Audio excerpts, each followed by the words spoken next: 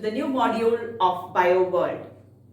Today we are going to discuss the history of genetics, certain problems related to it. Gregor Johann Mendel, born in 1822 at Brunn, Austria, he studied the inheritance of 7 pairs of contrasting traits in pea plants, scientifically known as Pisum sativum. So the scientific name of pea plant is Pisum sativum. He studied the inheritance of 7 contrasting pairs. Contrasting means opposite in nature. The characters he considered is height. He took tall as well as short plants. Second one, seed shape, round as well as wrinkled. Third one, seed color, yellow colored seed as well as green colored seed. Then color of the seed coat, green and white. Pod shape, inflated and constricted. Pod color, green and yellow. And finally, position of the flower, axial and terminal.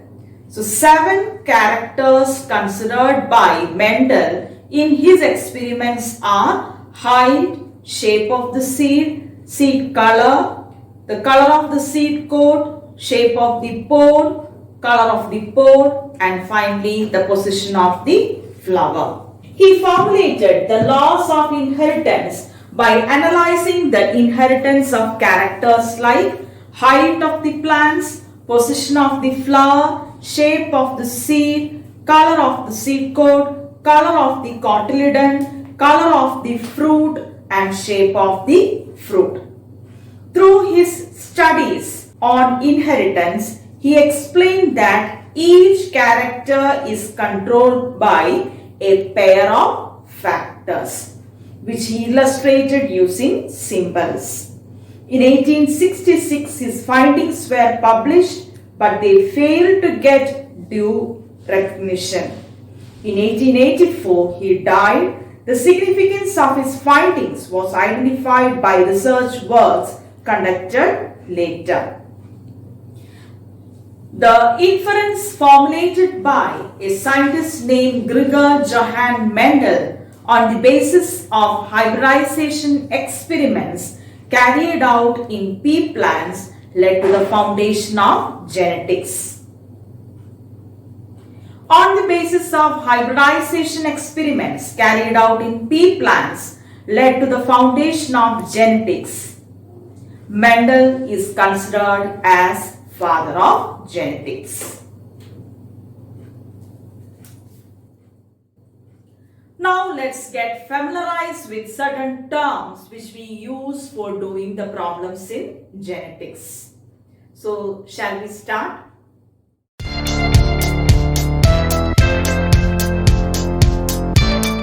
So the first set of words that we are going to understand is the meaning of monohybrid as well as dihybrid.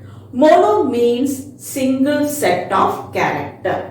For example, if you consider the height, only the height is considered.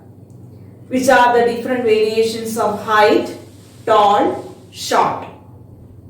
Another example, color of the flower. So there only the color is considered while doing the problem. So suppose one flower is having white color, the same species of another plant will have the yellow color flower.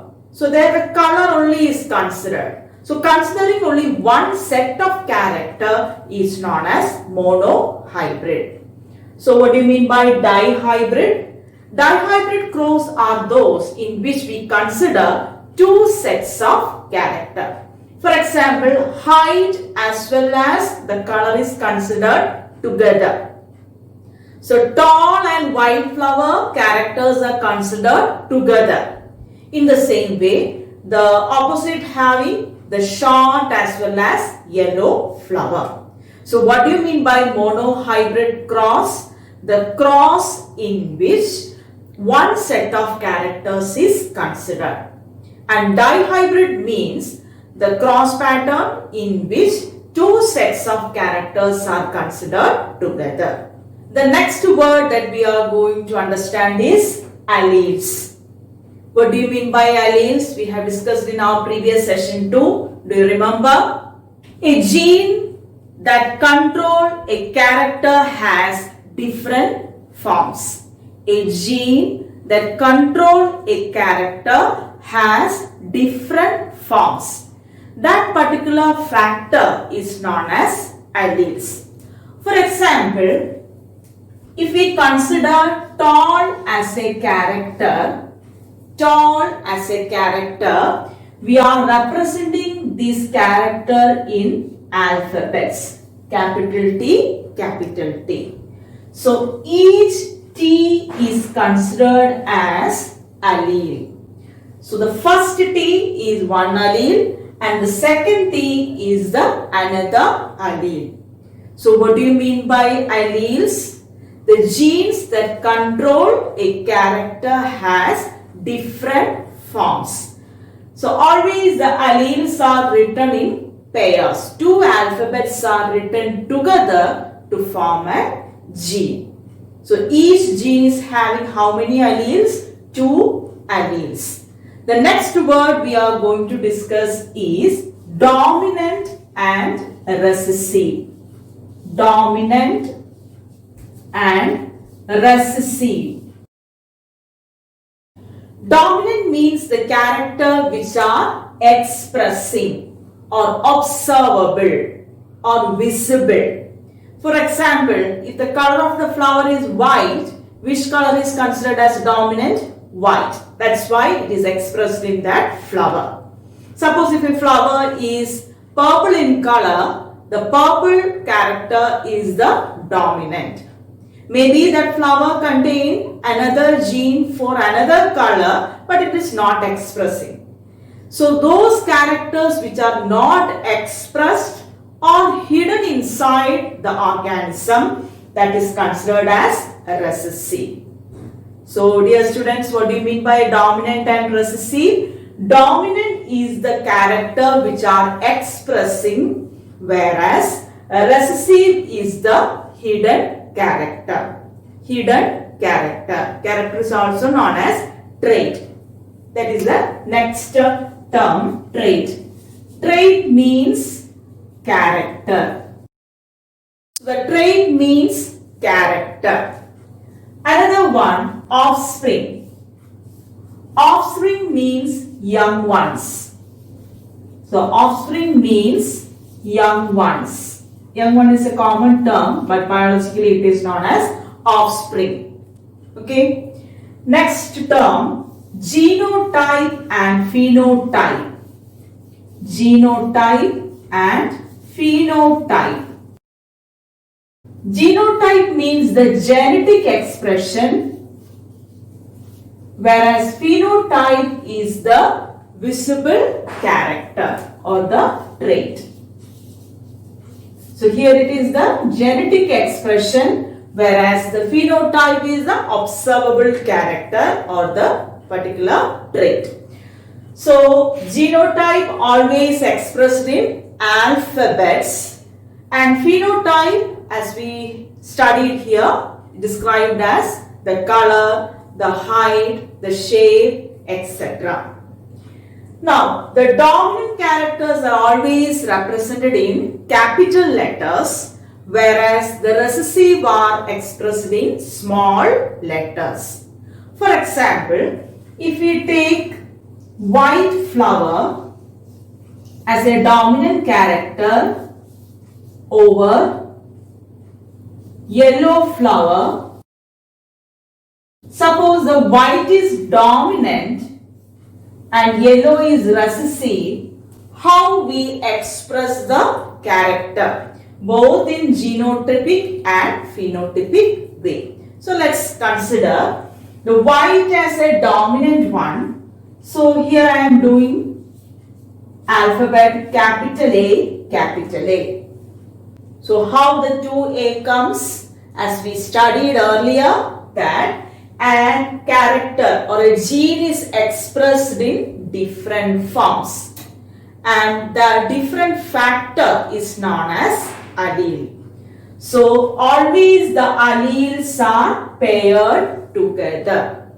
So when a gene is taken, that particular gene have two alleles, and the two alleles are represented in the form of alphabets, that is known as genotype. So what is the genotype of white flower? Capital A, capital A. And what is the phenotype of this capital A, white flower? Is it clear? So phenotype means the trait or the character, whereas the genotype means alphabetical representation. How we represent alphabetically? By combining the two alphabets together. Why we take two alphabets? Because the genes have two alleles. All the characters are expressed as two alleles. Two alleles, one comes from the mother individual and the other comes from the parent, that is the father individual. So both combine together to form the offspring. That in the last class we have seen the process of fertilization. There the egg and the ovum and the sperm combine together to form the zygote. So half of the characters will be contributed from the mother's side and the next half will be contributed from the father's cell. So there some random combination takes place and as a result the traits are expressed in the next generation, that is in the offspring. So why we have written two alphabets in the genes? Because it is the combination of both the parent gametes. It's a combination of both the parent gametes. So genotype means the genetic expression which is in the form of alphabets, and phenotype means the actual description of the particular character. Now, so this is dominant, capital A, capital A. So for the recessive, we should use the same alphabet but in the form of small letters. So if we took dominant as capital A, then the recessive character should be expressed in the form of small letters. Understood? So what we have studied, monohybrid means considering only one set of characters. Dihybrid means considering two sets of characters together. For example, color of the seed and shape of the seed. Two characters are considered at the same time for finding out the future generations or the progeny. Progeny means young ones. Then alleles. Alleles means the factor which is present in the gene. A single character has always two alleles. The alphabets, each alphabet is considered as each allele and gene is always expressed as a two alphabet set, that is known as allele. So here I have written, for considering tall as a character, the alleles are capital T, capital T. This is one example. We can express in different forms. Then dominant and recessive. Dominant means the expressive character or those characters which are visible or observable. Then second one, recessive, that means the hidden characters or hidden traits inside the organism. Since the flower is white in color, that doesn't mean that only white gene is present in the cell. There may be some other color which is not expressed. So those characters which are expressed are considered as dominant, and those characters which are hidden in an organism, that is considered as recessive. Dominant always expressed in capital letters, whereas recessive represent in small letters. Then trait means character. Offsprings or young ones or progenies are the synonyms. Then genotype means the genetic expression which is always expressed in the form of alphabets. And phenotype means the particular trait which is described in color, height and so on. Then one example here I am showing is white flower crosses yellow flower.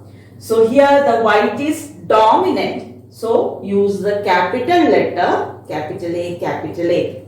Since the yellow is recessive in nature, I use the alphabet small a, small a. What is the rule for choosing the alphabet? For the same alphabet, we have to use capital and small fonts. Okay, is it clear? So let's learn how to do a monohybrid cross. So we have to follow certain steps. These steps will consider as the method to do the problem. So unlike in maths we are finding the answer in the last step. But here we know the ratio, that is the answer. But we have to follow the steps. That is very, very important. For monohybrid cross, the ratio will be always 3:1. Okay, 3:1.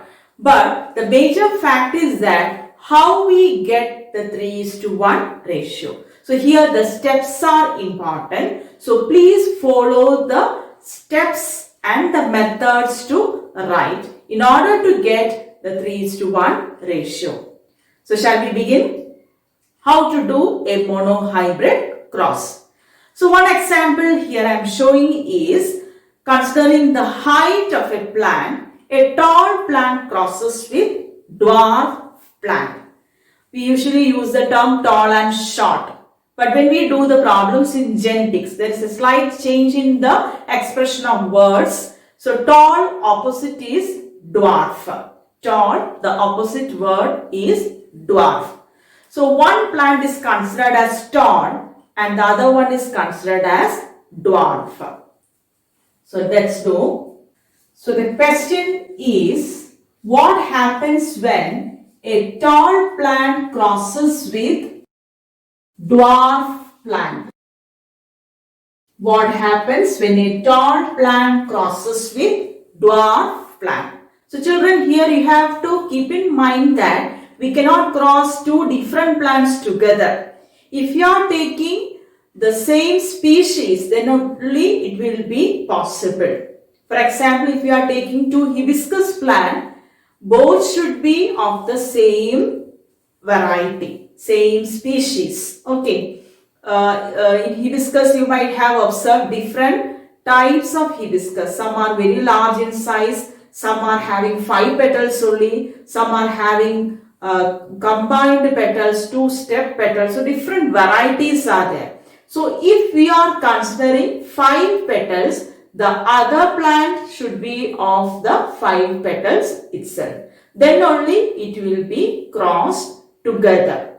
Otherwise, it won't match and they won't undergo any genetic recombination. Is it clear? So if we consider a particular plant, both varieties should be of the same species. So that is the peculiarity. So here I am taking one parent as tall plant and the other one as dwarf plant. So the first step I am going to write is phenotype. Phenotype means the character. So it should be written on the near to the margin of your page. Understood? It should be written near to the margin of the page. So first step is phenotype. So the one individual is considered as tall and the other is considered as dwarf. So that is the phenotype. What do you mean by phenotype? The characters which we can see or visible or expressed. Okay. Then second step is genotype. Genotype means the alphabetical expression which will be given in the question itself, or you can assume an alphabet of your own.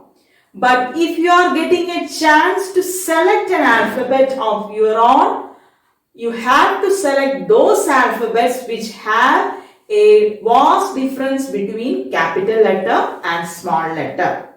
If suppose if you take O as an alphabet, when you write, it will be quite confusing which is the capital O and small letter O.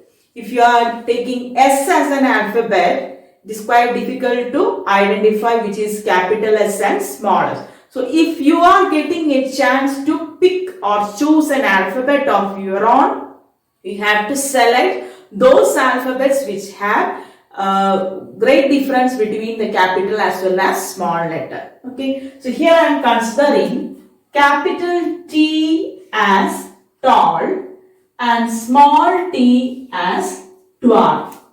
Why I wrote 2 capital T? Do you remember what I have said about alleles? Genes have always 2 alleles. Why is it 2? One from the mother and the other from the father. So 2 capital T which express the character tall. And why it is capital T? Because here the tall plant is dominant. Is it clear? Now the same alphabet but in small form, that is small t. Next one, gametes. What is the peculiarity of gametes? Gametes always written in a circle, separate circle. So how many alleles are there? 2 alleles are there. The first T here and the second T here. Here also 2 gametes, small t, small t. Understood? Next step is F1 generation. F1 generation means the first generation. Phylyl generation, the first generation. So what happens when this combines with the small t? We will get capital T, small t. What happens when capital T combines with the second small t? We will get capital T, small t. Then the same for the second one. Here we get capital T, small t. And here we get capital T, small t. Is it clear? So all are same, isn't it? Tall, tall, tall, tall. How it become tall or why it become tall? Because capital T represent tallness. So there the small t has no power at all. It is hidden or recessive in nature. So we can write capital T small t is the product of the first generation and the character is tall. Okay, character is tall. Here you can find that both are same. Here also both are same. So there is only one t is enough for representing your answer. Okay, if both are same, you have to represent it in one way. So only you have to write capital T and small t. How we get the answer? That I have shown here. So both are of same alphabet. So we have written only one in a circle. Here also only one in a circle. So what happens when both of them combine together? We will get capital T, small t. This capital T comes from the dominant parent, whereas the small t comes from the recessive parent. But here what is the character? Tall. And how it become tall? Because of the presence of this capital T. If capital is present, that always expresses as the dominant character. Now, the next step is selfing. Selfing means crossing each other. Selfing of F1 generation. What we have got in this F1 generation? tall plant. And what is the peculiarity of tall here and the parent? Here it is different alphabets. If the alphabet is different, it is known as heterozygous. Hetero means different. If the alphabets are of same type, here both are of same type, it is known as homozygous. So homozygous means same type of alleles. Either it is capital T or small t.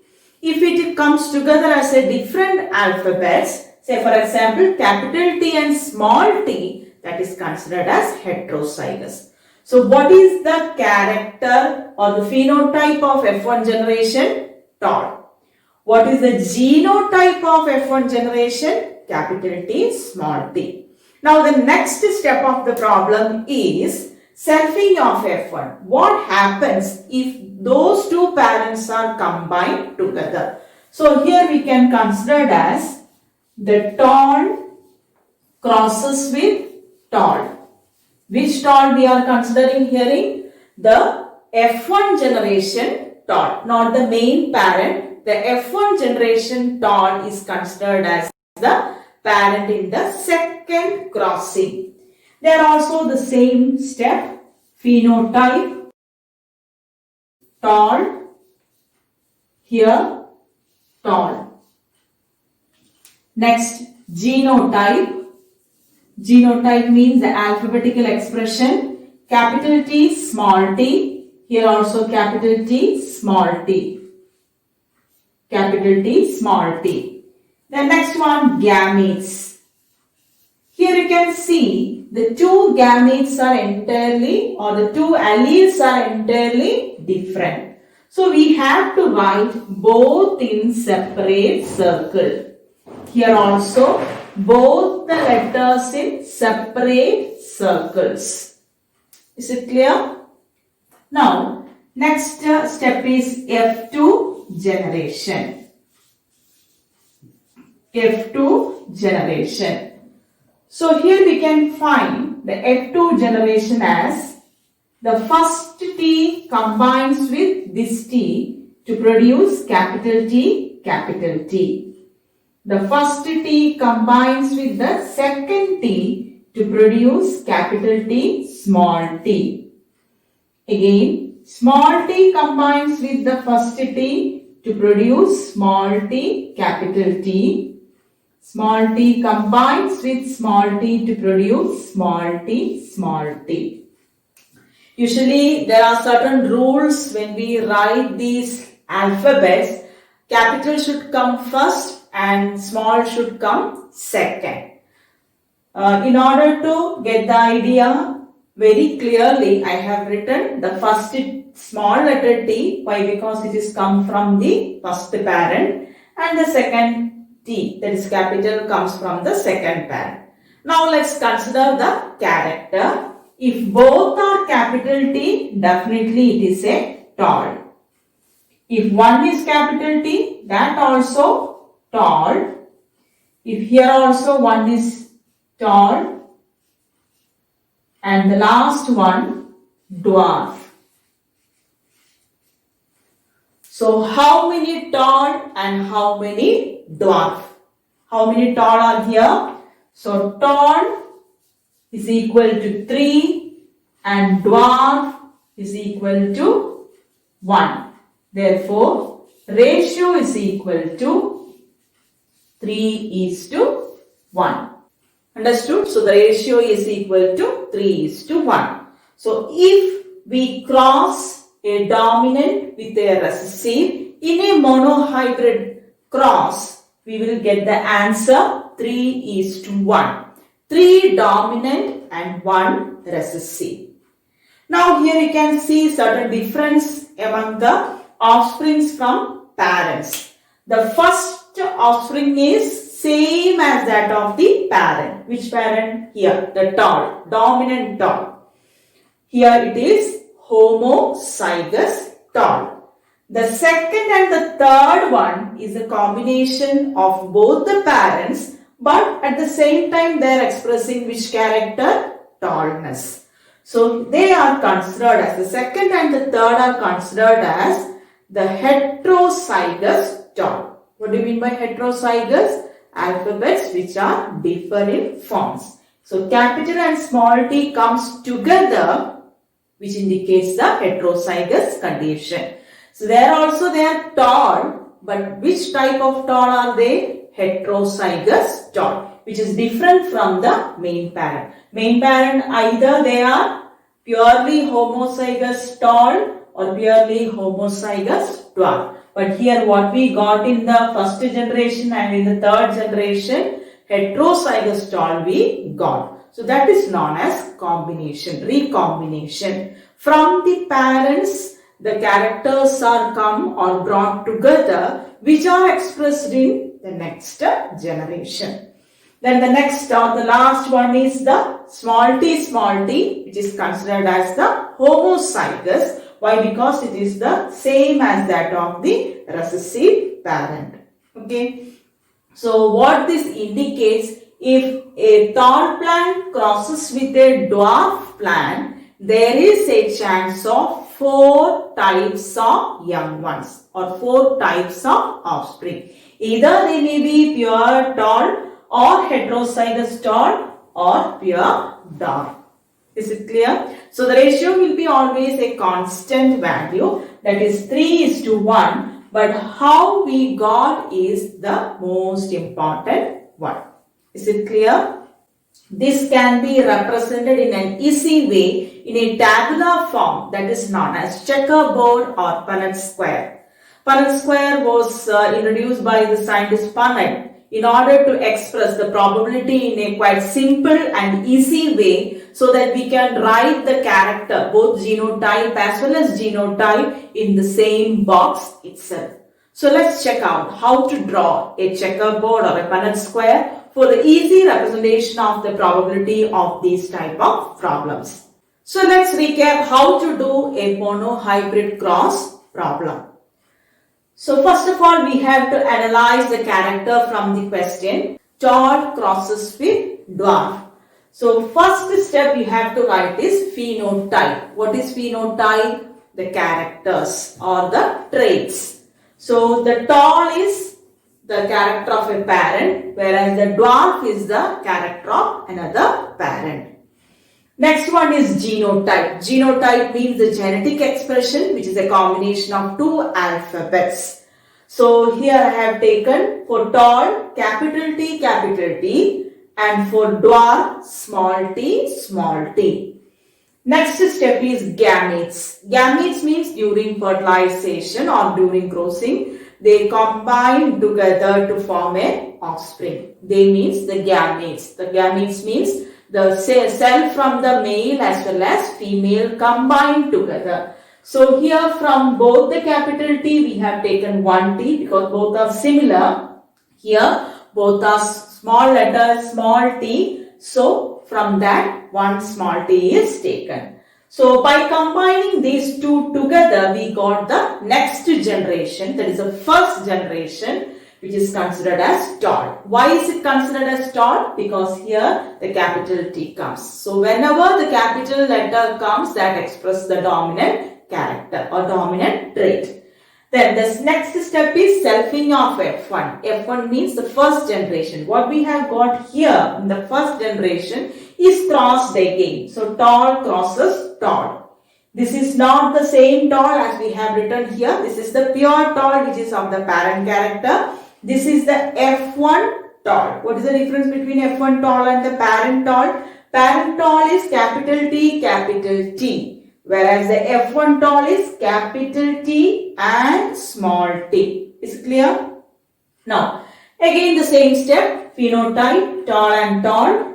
Genotype, capital T, small t crosses with capital T, small t.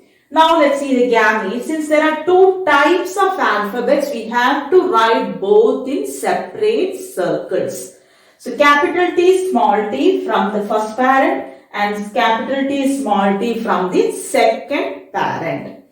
Now by combining the gametes together, we will get 4 types of offsprings or progenies. The first combination will be capital T, which represents the tall. The second one is capital T, small t, again represents the tall. Third one also small t, capital T, since there is capital T is present, it is also considered as a tall character.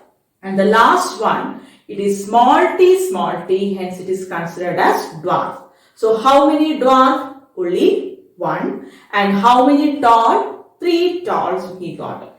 And of the 3 tall, 2 are heterozygous tall and 1 is homozygous tall. So the ratio is 3:1. So 3 tall and 1 dwarf.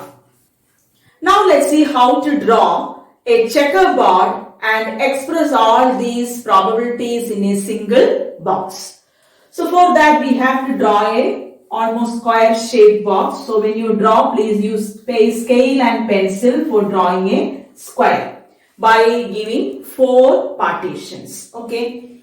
Now let's divide the checkerboard into 2. First is considered as the male and the second one considered as female. That is father and mother. So what we are going to write here is the part which is provided from the father's side, and the vertical line which expresses the traits which are provided from the mother's cell.